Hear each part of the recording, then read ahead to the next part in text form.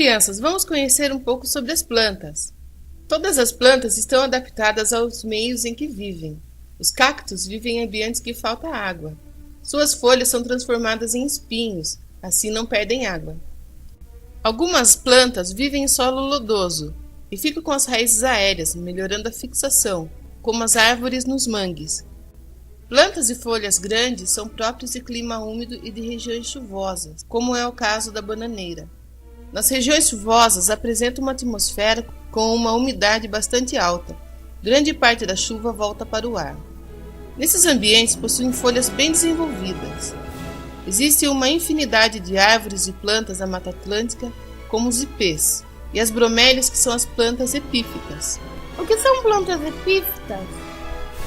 São plantas que necessitam da árvore para sobreviver, mas não prejudicam os hospedeiros. Quando as plantas prejudicam os hospedeiros, elas são chamadas de parasitas, né? Muito bem, Florestan. As plantas obtêm a sua energia através da fotossíntese. A fotossíntese é um dos mais importantes fenômenos da biologia e tem importância não só para as plantas, mas também para todos os seres vivos.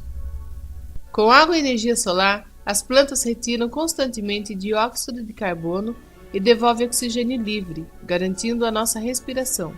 Vejam essa experiência. Coloque uma folha num copo com álcool e em pouco tempo vocês vão ver que toda a cor da folha sairá no álcool. Essa é a clorofila das folhas. Cultivar uma planta sem conhecer o seu corpo é o mesmo que tentar chegar a algum lugar sem conhecer o caminho. Pode dar certo ou não. A planta ser viva assim como o homem, a planta é dividida em partes, com funções definidas, que devem ser muito bem cuidadas.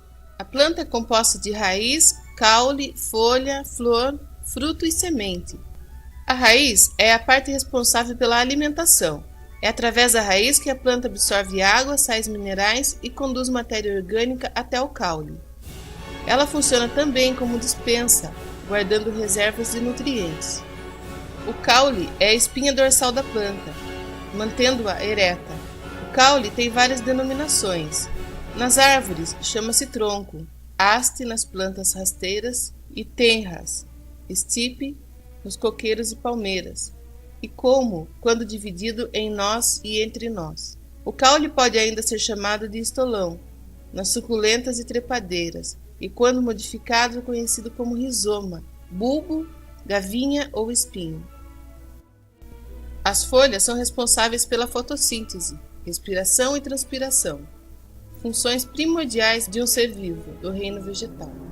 Geralmente são constituídas de lâminas e pecíolos, cabinho que a une ao caule. Representam-se de várias formas, lineares, oblíquas ou lanceoladas. Quando uma flor desabrocha, significa que está pronta para reproduzir-se. Com a parte masculina e a feminina perfeitamente estruturadas, os agentes da natureza conseguem depositar o pólen no estigma, fecundando o óvulo e o ovário.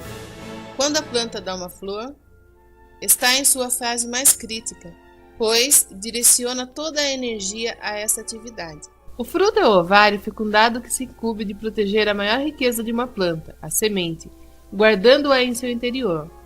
Homens e animais que se alimentam dele transportam sementes para os outros locais, ampliando a proliferação das espécies. Minha avó faz um chá de plantas que cura resfriado. Bia, os remédios basicamente são feitos de plantas. A maioria das plantas são medicinais. As plantas medicinais são plantas que contêm substâncias bioativas. Muitas dessas plantas são venenosas ou tóxicas, devendo ser usadas em doses muito pequenas para terem o efeito desejado. Na realidade, toda planta, mesmo alimentícia, pode ser potencialmente tóxica dependendo da dosagem. Existe um grande número de plantas medicinais em todo o mundo, usadas desde os tempos pré-históricos na medicina popular por diversos povos. As plantas medicinais são utilizadas na medicina atual, fitoterapia, em diversos países, incluindo o Brasil. Vocês querem um chazinho de folha de maracujá?